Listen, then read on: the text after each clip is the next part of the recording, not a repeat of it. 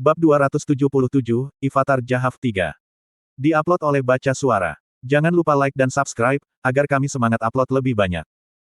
Master Menara Hitam Arot, Balzac Lutbet, nama ini memunculkan memori kacamata berbingkai hitam, rambut pendek dengan perpisahan yang rapi, wajah kurus, dan mata yang tajam. Setelah bertemu dengannya berkali-kali, Eugene dapat dengan mudah mengingat wajah Balzac Lutbet. Meskipun mereka telah bertukar beberapa percakapan, Eugene masih belum memiliki pemahaman yang jelas tentang apa jenis seseorang Balzac itu. Eugene sendiri tahu alasannya.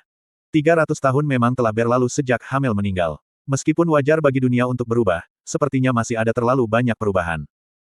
Namun, Eugene masih Hamel yang sama seperti biasanya. Namun, sejak dia lahir, dia tahu bahwa dia adalah Hamel, dan meskipun dia telah hidup sampai sekarang sebagai Eugene, dia tidak dapat sepenuhnya melepaskan sisa-sisa waktu ketika dia hidup sebagai Hamel. Meskipun Helmut yang dia kunjungi secara pribadi telah menjadi sangat nyaman, tidak, kerajaan yang sangat nyaman bagi manusia untuk ditinggali, bagi Eugene, Helmut masih dan akan selalu menjadi iblis neraka yang sama. Demikian juga, Raja Iblis Penahanan saat ini mungkin dipandang sebagai orang bijak yang memberlakukan kebijakan bijak untuk kepentingan benua dan semua manusia, tetapi bagi Eugene, Raja Iblis Penahanan masih merupakan Raja Iblis mengerikan yang sama yang menamparkan manusia seperti serangga, dan hal yang sama berlaku untuk Demon Fog. Lalu ada penyihir hitam. Di era saat ini, ilmu hitam telah diakui hanya sebagai sekolah sihir lain, dan penyihir hitam sekarang menjadi kelas penyihir yang dihormati. Namun, bagi Eugene, penyihir hitam masih hanya pion Raja Iblis dan Demon Fog-nya, pengkhianat yang telah mengkhianati sesama manusia. Waktu benar-benar telah berubah total. Eugene juga mencoba berkompromi sampai batas tertentu dengan semua perubahan ini. Namun, Eugene masih hanya bisa melihat Balzac melalui lensa berwarna identitasnya sebagai penyihir hitam. Pada akhirnya, dia tidak tahu orang seperti apa Balzac itu karena prasangkanya sendiri terhadap penyihir hitam. Sampai sekarang, Balzac tidak pernah sekalipun menunjukkan niat buruk terhadap Eugene. Sebaliknya, dia akan selalu berusaha memberikan bantuan kepada Eugene. Balzac akan memperingatkan Eugene tentang bahaya apapun dan bahkan telah memberi Eugene nasihat tentang penciptaan tanda tangannya yang bahkan tidak ditawarkan Balzac kepada murid-muridnya sendiri. Namun bahkan dengan semua itu, Eugene masih tidak bisa menerima bahwa ada niat tidak bersalah di balik bantuan Balzac. Pasti ada alasan di balik semua tindakan Balzac. Karena begitu baik, bukankah Balzac mau tidak mau merencanakan semacam pengkhianatan? Aku tahu itu akan melakukan hal seperti ini, geram Eugene. Seperti yang diharapkan, semua penyihir hitam adalah anak-anak pelacur yang tidak bisa kau percayai. Setelah menatap Eugene, yang langsung marah, Mer mencengkeram perutnya dan tertawa, seperti yang diharapkan dari murid master seperti itu, kamu juga menunjukkan kebencian ekstrim yang sama terhadap penyihir hitam. Eugene merengut, sejak awal, saya curiga terhadap Balzac Lutbet. Lagi pula, dia jelas terus berusaha mendekatiku dengan berpura-pura ramah, dia terus memberitahu saya banyak hal dan memberi saya bantuan. Saya ingin tahu alasan mengapa dia melakukannya, dan sekarang saya tahu. Apa katamu? Melkit bertanya. Itu baik padaku karena dia ingin aku bersikap santai padanya ketika aku akhirnya dipaksa untuk memukulinya, tuduh Eugene. Tanggapan tegas ini membuat Melkit terperangah. Untuk beberapa saat, Melkit menatap Eugene, matanya berkedip tak percaya, lalu dia batuk dan mengangguk sambil berkata. Ahem, yah, mungkin itu masalahnya. Namun, saya harus menunjukkan bahwa masih belum pasti bahwa Balzac adalah biang keladi di balik semua ini. Eugene membantah, bukankah penyihir hitam yang mampu melemparkan ilmu hitam dalam skala seperti itu langka? Dan kamu sudah mengatakan bahwa Balzac hilang dari Arot, kan? Sementara itu benar-benar urusan mendadak, dia memang mengajukan cuti resmi dari Menara Sihir Hitam, Melkit mengoreksi sambil mencoba mengabaikan rasa sakit hati nuraninya yang menyengat. Awalnya, Tower Masters adalah jenis tokoh yang tidak akan dengan mudah meninggalkan Tower of Magic yang mereka pimpin. Meskipun itu tidak terlalu merepotkan jika mereka harus melakukannya, mereka masih diharapkan untuk memberikan pemberitahuan kepada Menara Sihir dan Istana Kerajaan kapanpun mereka perlu pergi ke suatu tempat di luar Arot. Namun, Melkit tidak pernah melakukannya. Dia merasa sakit untuk mengisi permintaan cuti, dan dia hanya pergi ke suatu tempat yang ingin dia tuju, jadi mengapa repot-repot membuat laporan. Hal yang sama berlaku untuk hari ini juga. Melkit baru saja tiba di perkebunan Leonhard tanpa memberikan kabar apapun kepada White Tower of Magic atau Istana Kerajaan Arot. Namun, dibandingkan dengan Melkit yang bertindak atas keinginannya sendiri, itu masih memberikan perasaan yang sangat berbeda ketika Balzac memutuskan untuk pergi sendiri. Selama beberapa dekade sejak dia naik ke kursi Master Menara Hitam, Balzac adalah seseorang yang belum pernah sekalipun merasa cocok untuk meninggalkan Arot. Apa yang dia letakkan pada permintaan cutinya? Eugene bertanya. Melkit mengambil waktu sejenak untuk mengingat, saya pikir dia mengatakan bahwa dia ingin mengambil cuti untuk melakukan perjalanan singkat. Sepertinya dia tidak menentukan tujuannya. Seperti yang mungkin diketahui Lady Melkit, saya sudah curiga terhadap Balzac Lutbet sejak awal. Dia selalu berpura-pura menjadi orang yang sangat baik, jadi aku tidak bisa membuktikan apa-apa meskipun dia adalah penyihir hitam. Balzac selalu tampak seperti eksistensi yang tidak pada tempatnya jika dibandingkan dengan penyihir hitam lainnya. Dia bahkan mengatakan bahwa dia menandatangani kontrak dengan Raja Iblis untuk kepentingan praktis, ungkap Eugene. Sejak berabad-abad yang lalu, kebanyakan orang yang tersenyum ramah dan mengatakan hal-hal yang terdengar bagus dan tampaknya masuk akal adalah skemes. Ivatar, yang telah mendengarkan dalam diam, perlahan berbicara. Aku belum banyak mendengar tentang pria bernama Balzac ini, tapi aku tahu bahwa di antara berbagai bentuk dukungan yang dikirim Helmut ke suku Kocila, itu termasuk penyihir dan binatang iblis. Para penyihir Helmut telah berperan sebagai dukun untuk suku Kocila dan telah melatih generasi muda dukun suku tersebut. Binatang iblis juga telah memberikan layanan lain kepada suku Kocila. Itu berarti akan ada penyihir hitam lain selain Balzac, Eugene menduga. Melkit mengangkat alis, sepertinya kamu benar-benar yakin bahwa Balzac adalah biang keladi di balik semua ini. Eugene menggelengkan kepalanya, tidak sama sekali. Saya belum bisa memastikan apapun. Hanya saja aku sudah curiga pada itu sejak awal, jadi aku tidak bisa tidak berpikir bahwa itu sangat mungkin. Bahkan, Eugene lebih curiga dengan keterlibatan Amelia Merwin dalam semua ini. Namun mengapa dia meninggalkan gurun, medan perang di mana dia akan memiliki keuntungan luar biasa. Dengan hanya satu kata darinya, dia bisa memobilisasi seluruh pasukan Nahama dan juga mengumpulkan semua penyihir yang ruang bawah tanahnya terletak di padang pasirnya. Tetap saja, jika memungkinkan, aku lebih suka jika Amelia Merwin adalah orang di balik semua ini, Eugene mengakui pada dirinya sendiri. Jika Amelia meninggalkan gurun dan merencanakan sesuatu di hutan hujan samar, itu sebenarnya akan sangat bermanfaat bagi Eugene. Dia tidak senang dengan bagaimana pertemuan pertama mereka di padang pasir telah berubah, dan dia telah menunggu kesempatan untuk menghadapi Amelia Merwin sejak saat itu. Jika mereka kebetulan bertemu satu sama lain di hutan hujan samar, Eugene pasti akan merobek anggota tubuh Amelia dan kemudian menggorok tenggorokannya. Atau yang lain, mungkin hanya Edmond Kodret, tetapi terlalu sedikit informasi tentang dia, pikir Eugene menyesal. Edmond Kodret adalah penguasa Vladimir dan staf penahanan saat ini. Bahkan mungkin bukan salah satu dari 3 penyihir, tetapi sebaliknya, penyihir hitam yang sama sekali berbeda. Misalnya, penyihir hitam atau Demon Fog yang telah menghasut pemberontakan Hector. Apa yang Eugene tahu pasti adalah bahwa Raja Iblis Penahanan tidak bisa menjadi kekuatan penghasut di balik semua ini. Seperti yang Melkit katakan, tidak mungkin eksistensi di level Raja Iblis Penahanan akan terlibat dalam sesuatu yang sepele seperti ini. Jika itu adalah Raja Iblis Penahanan, tidak perlu sesuatu seperti pengorbanan ketika harus mengeluarkan ilmu hitam. Jika dia benar-benar membutuhkan pengorbanan, maka dia bisa memulai perang lain. Jadi apa yang saat ini terjadi di dalam hutan hujan samar adalah sesuatu yang bisa dibatasi hanya pada hutan hujan. Sesuatu seperti perjuangan antara suku-suku asli. Perjuangan seperti itu selalu menjadi hal biasa sepanjang sejarah hutan hujan samar, dan itu bukan sesuatu bagi seluruh kerajaan di benua itu untuk terlibat. Aku akan pergi denganmu, kata Eugene dengan anggukan begitu dia selesai memilah-milah pikirannya. Saya juga kebetulan punya bisnis di Samar. Telinga Melkit menajam, bisnis. Bisnis apa? Ini rahasia, jawab Eugene. Aku ingin pergi denganmu juga, Melkit merengek sambil berpegangan pada lengan Eugene. Perilakunya tidak memiliki martabat yang seharusnya dimiliki oleh White Tower Master. Aku akan pergi denganmu, kata Melkit tegas. Kedengarannya seperti itu akan menyenangkan. Saya juga ingin tahu tentang apa yang terjadi di hutan hujan, dan yang lebih penting, ada sesuatu yang tidak bisa saya maafkan. Apa itu? Eugene bertanya.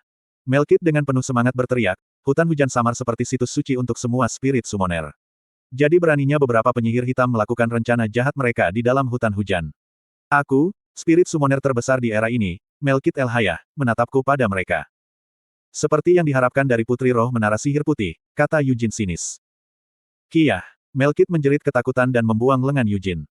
Dalam menghadapi pemandangan kacau seperti itu, sulit bagi Ivatar untuk terus mempertahankan ketenangannya. Yang mengatakan, dia tidak bisa memaksa dirinya untuk membuat ekspresi jijik juga. Ivatar datang ke sini tanpa yakin bahwa dia akan bisa mendapatkan bantuan dari Eugene, tetapi bukankah semuanya berjalan dengan sangat baik untuknya? Untuk berpikir bahwa dia tidak hanya akan mendapatkan bantuan Eugene, tetapi dia bahkan akan berakhir menerima bantuan dari Melkit El-Hayah. Slot iklan, kamu bisa pasang iklanmu di sini. Terima kasih, kata Ivatar, bangkit dari tempat duduknya dan menundukkan kepalanya kepada Eugene. Ketika ini semua selesai, saya akan menyiapkan hadiah yang pasti akan memuaskan Anda. Dan selain itu, aku juga tidak akan pernah melupakan bantuanmu. Bagaimana denganku? Melkit, yang telah menutup telinganya untuk mencoba dan melepaskan julukan memalukan dari masa kecilnya, mengangkat kepalanya. Aku akan membantumu juga, tahu. Aku juga akan menyiapkan hadiah untukmu, White Tower Master, janji Ivatar. Melkit mengangguk bangga, Mehaem, seperti yang seharusnya. Juga, Eugene, apakah Anda tidak memiliki sesuatu untuk dikatakan kepada saya? Apa? Eugene dengan singkat menuntut. Kau seharusnya membawa pulang souvenir untukku dari Lehain. Kata Melkit dengan ekspresi lurus yang jarang terlihat. Setelah menatap wajah cemberut Melkit selama beberapa saat, Yujin membuka jubahnya dan mengeluarkan sebuah batu besar. Lagi pula aku akan memberikannya padamu, tapi kau benar-benar memiliki kepribadian yang tidak sabar, gerutu Yujin. Ini adalah Firestone, batu yang diresapi dengan api yang jarang ditemukan di Lehain. Itu saja sudah cukup untuk membuatnya menjadi bahan dengan nilai tinggi, tetapi Firestone yang ditarik Yujin adalah Firestone kelas tertinggi yang tidak mudah dibeli bahkan jika Anda punya uang untuk itu. Kiyah. Mata Melkit terbuka lebar saat dia menatap warna merah cerah dari Firestone. Menggosok Firestone yang dia ambil dari tangan Yujin ke pipinya, dia tersenyum bahagia. Panas, seperti seolah-olah baru saja dikeluarkan dari api. Sambil meneriakkan ini, Melkit menarik kerahnya dan menusukkan Firestone ke belahan dadanya. Wajah Yujin berubah menjadi cemberut saat melihat ini ketika Tempest berteriak di dalam kepalanya, Hamel, tanyakan orang gila itu mengapa dia melakukan itu. Yujin menurut, mengapa kamu baru saja melakukan itu? Apakah kamu benar-benar tidak tahu? Ini untuk meningkatkan kepekaan saya terhadap katalis. Dengan mentransfer panasnya ke kulitku dan meningkatkan suhu tubuhku sendiri. Tahayul konyol seperti itu. Kecuali Ifrit tidak waras, tidak mungkin dia akan menandatangani kontrak dengan seseorang yang masih percaya pada cerita rakyat seperti itu. Tempest meledak. Sambil mengabaikan Tempest, yang terus meraung marah di dalam kepalanya, Yujin melompat dari tempat duduknya. Tidak perlu segera berangkat ke hutan hujan, kan? Mari kita pergi dalam waktu beberapa hari, Yujin mengusulkan. Ya, aku butuh waktu untuk mempersiapkan juga, kata Melkit sambil juga berdiri.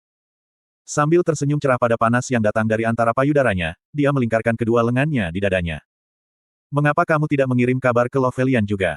Melkit memanggil Yujin tepat ketika mereka meninggalkan ruang tamu. Tuanmu membenci penyihir hitam bahkan lebih dari kamu. Dia harus segera terbang, terutama karena kamu terjebak dalam masalah ini juga. Yujin memberitahunya, saya berencana untuk menghubunginya bahkan jika Anda tidak mengingatkan saya. Lovelian juga menyadari bahwa Sienna saat ini disegel karena kutukan Raizakia. Sementara Yujin tidak berharap dia banyak membantu dalam membunuh Raizakia, Lovelian seharusnya dapat memberikan banyak bantuan ketika datang untuk menyelesaikan masalah di hutan hujan samar. Kalau begitu, aku akan pergi dan menandatangani kontrak dengan Ifrit, kata Melkit riang. Yujin dengan ramah mengingatkannya, kamu tidak bisa memastikan kamu akan bisa menandatangani kontrak dengannya, kan? Jika itu aku, maka aku bisa melakukannya. Untuk beberapa alasan, aku hanya punya perasaan itu, kata Melkit sebelum melompat keluar jendela di lorong dengan senyum percaya diri. Yujin benar-benar tidak tahu mengapa dia merasa perlu melompat keluar jendela. Qian berada di tempat latihan. Untuk berpikir bahwa dia bahkan tidak mempertimbangkan untuk menunjukkan wajahnya, meskipun saudaranya baru saja kembali dari perjalanan. Yujin berpikir untuk meninju Qian karena marah, tetapi setelah melihat Qian fokus mengayunkan pedangnya sambil berkeringat deras, Yujin berubah pikiran. Dia meningkat pesat.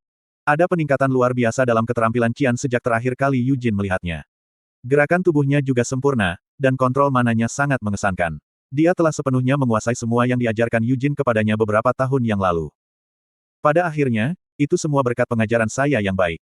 Yujin merasakan rasa bangga bergerak di dadanya. Dia merasa seperti dia mengerti mengapa orang memutuskan untuk membesarkan murid saat mereka tumbuh dewasa. Merasakan tatapan terang-terangan tertuju padanya, Qian menghentikan pedangnya dan menuntut, mengapa kamu terus menatapku?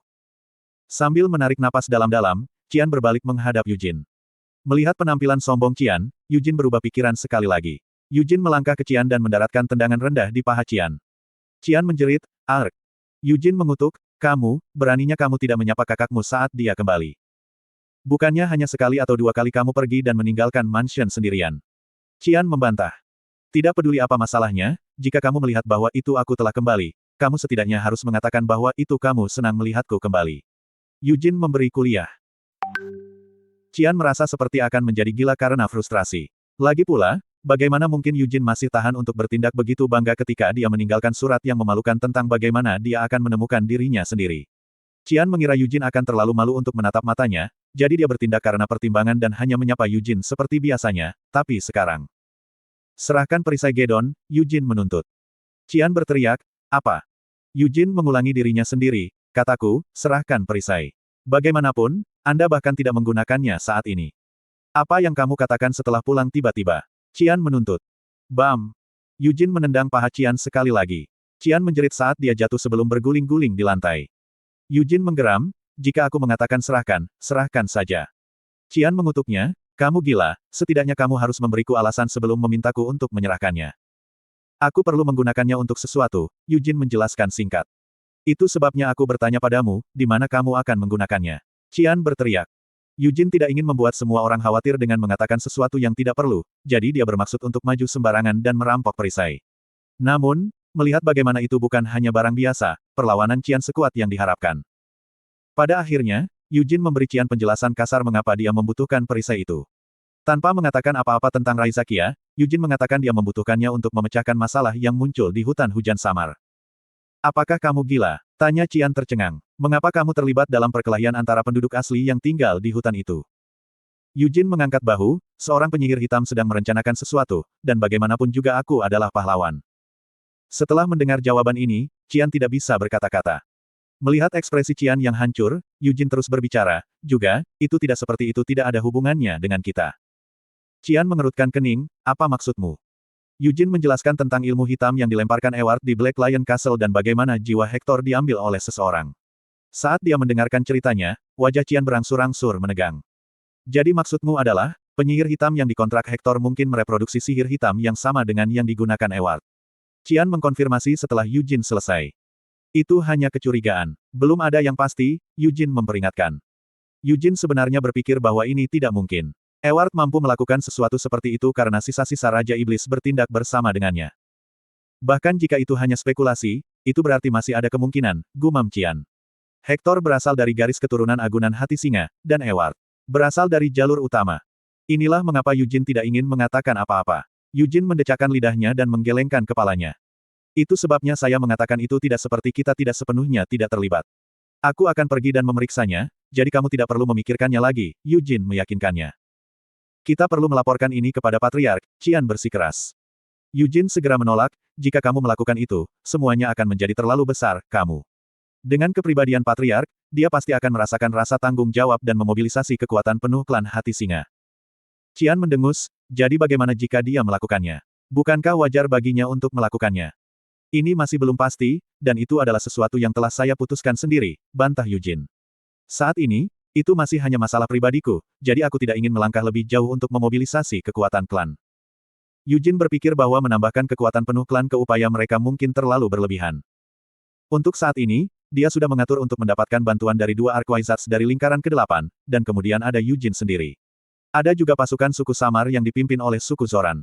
Karena perang adalah sesuatu yang akan ditangani oleh anggota suku, Yujin bertekad untuk menargetkan pemimpin kelompok dan benar-benar menghancurkan setiap kemungkinan ilmu hitam berhasil dilemparkan. Namun, jika perintah Ksatria klan Lionheart dikirim juga, Yujin tidak akan lagi bisa melakukannya. Ketika berhadapan dengan sihir hitam yang dilemparkan pada jarak yang begitu luas, perintah Ksatria tidak akan bisa membantu tetapi menderita beberapa kerusakan. Yujin tidak ingin klan hati singa menumpahkan darah mereka dalam perang ini. Apakah kamu mempertimbangkan perasaan Patriark? Qian, yang terdiam beberapa saat, tiba-tiba angkat bicara. Kata-kata Qian telah mencapai sasaran. Yujin mengakui kebenaran, ketika itu, Eward, menjadi gila dan mati, Patriark sangat menderita. Mau bagaimana lagi, Eward masih putra sulung Gilead. Eward mungkin telah mencoreng nama klan dengan bersekongkol untuk melakukan sesuatu yang seharusnya tidak pernah dilakukan oleh keturunan garis utama dan bahkan benar-benar berusaha menggulingkan klan Lionheart. Namun, tidak peduli apa yang Eward pikirkan tentang ayahnya, Gilead telah mengasihi Eward. Kematian putranya telah menyebabkan Gilead sangat sedih. Dia menyalahkan dirinya sendiri atas apa yang telah dilakukan Eward dengan alasan bahwa dia gagal membesarkan putranya dengan benar. Ilmu hitam yang dilemparkan ke Samar mungkin atau mungkin tidak ada hubungannya dengan Eward. Namun, Eugenius tidak ingin memaksa Gilead untuk menghadapi kematian putranya sendiri sekali lagi dengan memberitahu dia tentang sesuatu yang bahkan tidak dia yakini. Aku akan meminjamkanmu Gedon's Shield, kata Qian setelah menghela nafas panjang. Tapi sebagai imbalannya, biarkan aku pergi bersamamu juga. Yujin mengutuk, apa yang baru saja kamu katakan? Aku bilang aku akan pergi denganmu, Qian bersikeras. Karena saya pikir Anda mungkin berbohong, saya juga ingin memeriksa semuanya dan melihat sendiri apa yang terjadi di Samar.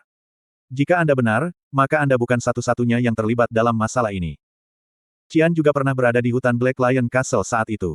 Setelah disergap oleh Hector, dia dikalahkan dan ditangkap oleh Eward. Saya adalah patriark berikutnya dari klan Hati Singa. Jika ini adalah masalah yang patriark saat ini tidak dapat melangkah maju untuk ditangani, maka saya akan memeriksanya sebagai gantinya, kata Qian. Yujin memperingatkannya, mungkin berbahaya. Qian mendengus, jadi bagaimana jika itu? Apakah kamu tidak ingin membawaku bersamamu karena kamu pikir aku akan menahanmu seperti terakhir kali? Lakukan apa yang kamu inginkan karena jika kamu tidak membawaku bersamamu, maka aku bisa pergi dan memeriksanya sendiri. Qian menyemburkan omong kosong tanpa kemiripan logika, hanya keras kepala sepihak. Eugene merasa seperti hatinya sendiri sedang ditusuk.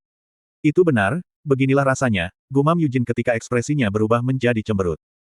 Untuk berpikir bahwa Eugene benar-benar akan bersimpati dengan perasaan yang pasti dirasakan rekan-rekannya saat itu, 300 tahun yang lalu.